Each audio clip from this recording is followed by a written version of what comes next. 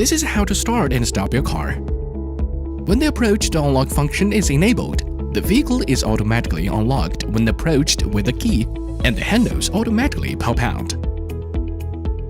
In addition, there are other ways to unlock your car.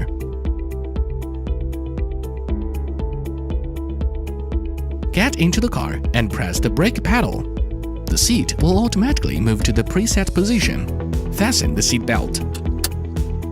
Push the gear selector down to drive position. Release the brake pedal and press the accelerator pedal. Start your journey now. After stopping the vehicle, hold the brake pedal and shift the gear selector into park position. The vehicle stays stationary. Open the driver's door. The driver's seat automatically moves backward to facilitate getting out. When the walk away to lock function is enabled, the vehicle automatically locks when you walk away from the vehicle carrying the key. There are several ways to lock your vehicle. Please note that, with the auto hold function enabled, when the vehicle is stopped, unfastening the seatbelt or opening the driver's door will make your vehicle shift into park automatically.